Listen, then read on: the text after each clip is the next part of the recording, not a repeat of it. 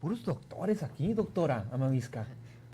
Pero yo soy doctora entre comillas porque así le dices a todo mundo. Doctores, doctor y doctora, yo no soy doctora. Está con nosotros y me da muchísimo gusto saludarlo. Hace rato que no lo veía, doctor. Al doctor Juan Luis Loredo López. Él es profesor investigador del Departamento de Arquitectura y Diseño de nuestra máxima casa de estudios, la Universidad de Sonora, y nos viene a hablar de Palacio Nacional, de ese lugar desde donde el presidente todos los días sale a dar las mañaneras. Pero no nomás es eso. Y no nomás es eso. Donde duerme, come, donde vive. Y tiene una vida de ser humano común y corriente. ¿Es usted qué piensa? Bueno, de entrada, bienvenido. Bienvenido, doctor. Buenos días. Sí. Gusto saludarlo. Gracias por la invitación. ¿No hay problema con que se haya ido el presidente a Palacio Nacional? Yo pienso que no, finalmente la función del Palacio es esa, es albergar al mandatario. Al presidente, al mandatario. Sí. O sea, así se construyó, así se pensó. Fueron los presidentes mismos quienes fueron decidiendo poco a poquito ir abandonando esta costumbre y este hábito.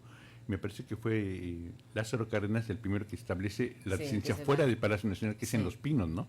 Entonces empiezan a construir los pinos empiezan a crecer de una manera desmesurada. Hay presidentes como Fox, por ejemplo, que incluso se niega a despachar en Palacio Nacional. O sea, él despacha en las oficinas de Los Pinos. O sea, el palacio queda entonces como un emblema vacío.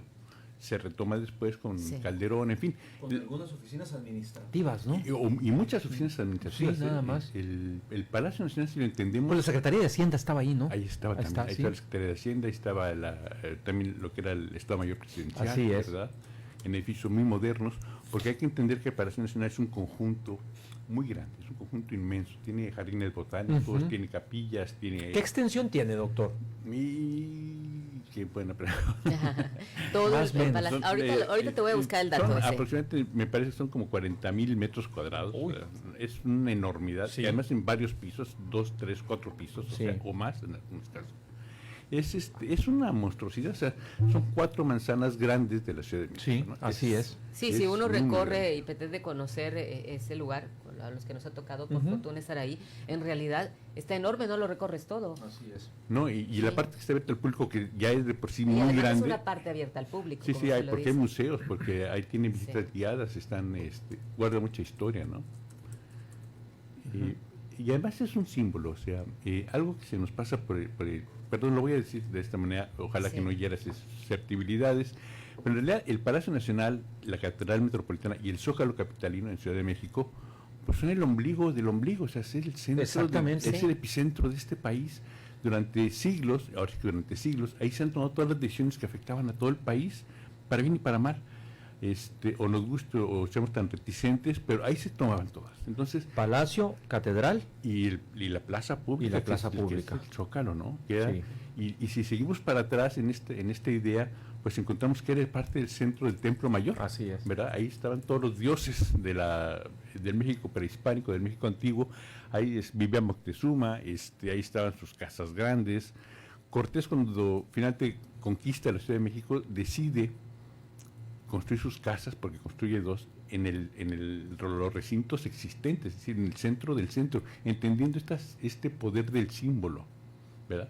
Bueno, de hecho el gobierno de López Obrador está lleno de símbolos. Sí, claro, sí, no, y todos los presidentes, todos recurren al símbolo. Y buscan sus símbolos. Pero López Obrador lo entendió muy bien, me parece, y entonces busca estos símbolos, por eso busca asemejarse tanto a Juárez, presidente que yo creo que en la historia de Juárez es de los presidentes a que más problemas se enfrentó a 4 invasiones simultáneas, ¿no? A 3 invasiones, a 3 países invasores simultáneamente, y logra salir adelante, ¿no? El estilo de arquitectónico, el estilo arquitectónico, ¿cómo lo podríamos definir, catalogar? Es fundamentalmente son muchas reconstrucciones. En su origen es un edificio que nace en el siglo XVI, se transforma, nace como una fortaleza. Todos los edificios del siglo XVI en México tienen esta idea de fortaleza porque los indios están recién vencidos, el pueblo indígena está recién vencido y entonces se necesita esta idea de fortaleza en los edificios, ¿no? Entonces, se construye como una fortaleza, cambia, se va suavizando en sus formas. En el siglo XVII y XVIII se hace un barroco muy civil, un barroco muy sobrio, que así llaman los expertos, y posteriormente se reconstruye en el momento neoclásico. Para finalizar en el siglo XX empiezan con un elemento llamado neocolonial, que es una idea de reconocer los valores indígenas en las arquitecturas presentes. Un ejemplo local lo tenemos en la Rectoría de la Universidad de Sonora. La Rectoría utiliza elementos formales y estéticos que no pertenecen a Sonora, pertenecen al centro del país, ¿no? Entonces podemos decir que Palacio Nacional es una composición, es una combinación entre barroco, neoclásico y neocolonial. Así es.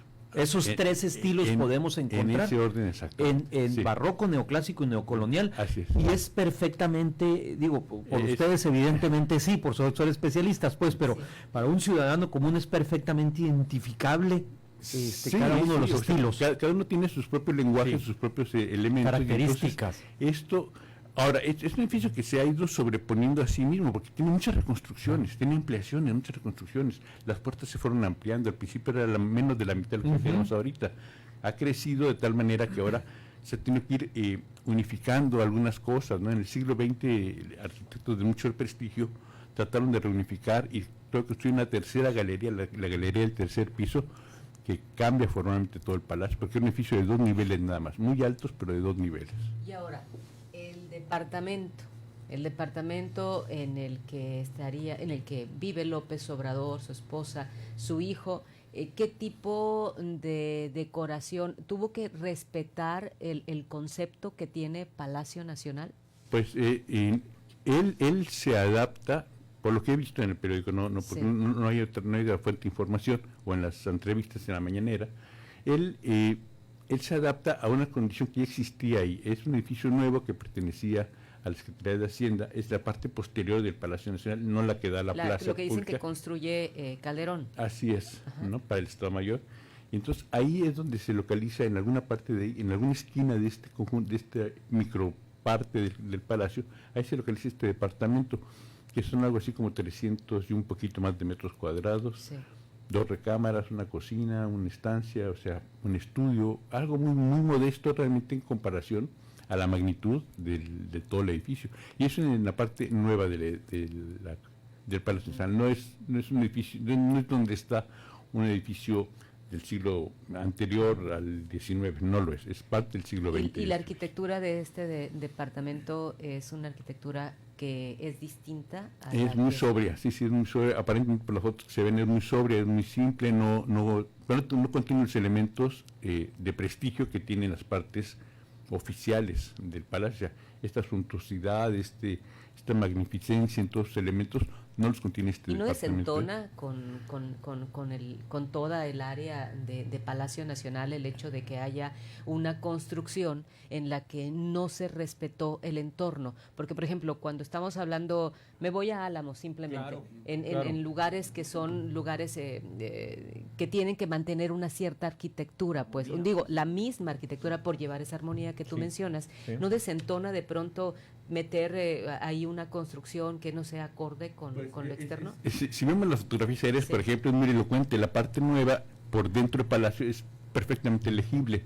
Por fuera del palacio parece un edificio tan viejo como el Palacio Nacional. O sea, hay cierto manejo de fachadas. Yo no estoy muy de acuerdo con eso. O sea, creo que la arquitectura es como las capas de la tierra, tienen que ser plenamente visibles cada capa que se le va aumentando el edificio, ¿no?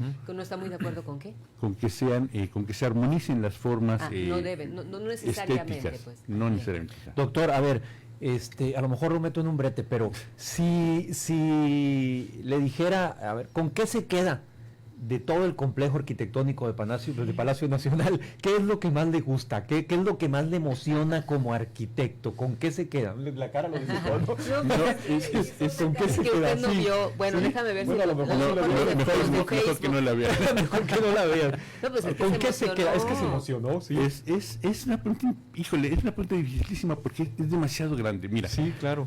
Creo que adentro, el propio palacio en su fachada principal tiene la portada central, ¿no? La portada central, que es esta puerta importante que marca el eje de simetría del palacio, donde está la campana de Dolores y el balcón presidencial, es una puerta maravillosa. Las dos puertas, la puerta Mariana y la puerta del Honor, también son cosas que se podrían quedar. Es un edificio, bastante interesante, pero adentro está más interesante todavía. Tiene una fuente, decía Toari de Teresa, no. Hablaba de la fuente del Pegaso que está en la plaza, en el inicio del primer patio. Toballi de Teresa. Rafael Toballi de Teresa es el que escribe, me parece, sobre esta fuente, que la veía de niño. Ex titular de Conaculta. Sí, con su Pegaso coronando la fuente, ¿no? Dice que eso lo emocionaba profundamente. A mí también me emociona mucho esa parte. La fuente. Pero me emociona más la capilla de la emperatriz. La capilla que se hace para Carlota, que nunca viven ahí, porque iban a vivir en el castillo de Chapultepec. Esta capilla es una capilla maravillosa, hermosísima, muy pequeñita, muy doméstica, muy de acuerdo al juego que iban a tener como parte de la familia simplemente, ¿no? Los jardines botánicos, o sea, creo que por fuera es interesante, pero por dentro es bellísimo. Es una ciudadela, es una ciudad dentro de la ciudad, o sea, hay que entenderlo así. Es muy grande, son muchas dependencias, son muchos edificios que se van conectando y van jugando unos con otros, ¿no? Los murales de Rivera que están ahí, ¿no? O sea, los murales. Hay mucho, pues, la cara es, ¿con qué te quieres decir con todo, ¿no? Con todo el palacio, todo le gusta de ahí, de Palacio Nacional. Sí, me parece. Aunque hay voces discordantes. En la novela de Santa, el escritor Federico Gamboa, a principios del siglo XX, hace decir a su personaje, cuando pasean frente al Palacio Nacional, lo adusto, feo y pesado que se observa, ¿no? Sí. En comparación con las arquitecturas nuevas como el del Centro Mercantil, que es ahora el gran hotel de la Ciudad de México, que se observa alegre, iluminado, diferente a la pesantez y adustez que tenía el Palacio Nacional. Entonces, bueno, el gusto ha ido cambiando también, o sea, ahora tenemos ese gusto por lo neocolonial, y el Palacio Nacional además como símbolo que refleja esa estabilidad, esa pesantez se traduce en estabilidad, ¿no? Entonces, es un símbolo estable. Vamos. Si usted hubiera tenido la posibilidad de elegir dónde vivir, ¿se queda en Los Pinos o se va a Palacio Nacional? Por fortuna no tuve ese dilema. Pero bueno. A ver. Pero, bueno, por prestigio, por símbolo, el Palacio Nacional, sin lugar a dudas, ¿no? Ahí vivieron virreyes, todos vivieron ahí, ¿no? A ver, lo que acaba de decir. Por prestigio y por símbolo. Sí. Y el otro sería por una condición personal de que es muy chic vivir en Los Pinos dentro de un bosque, ¿no? O sea, claro, es muy agradable no tener vecinos y sí, claro. Si te pones a pensar, el Palacio Nacional está en el centro de todo, entonces convive con la gente del metro, convive con la gente que está atrás de Correo Mayor. Y convive con la protesta cotidiana, porque el Zócalo es el receptáculo de todas las manifestaciones públicas. Los olores son distintos. Claro, sí, pues sin duda. ¿No? Yo no hubiera cambiado tampoco Los Pinos, el bosque, aunque jamás se hubiera ido a la cabaña.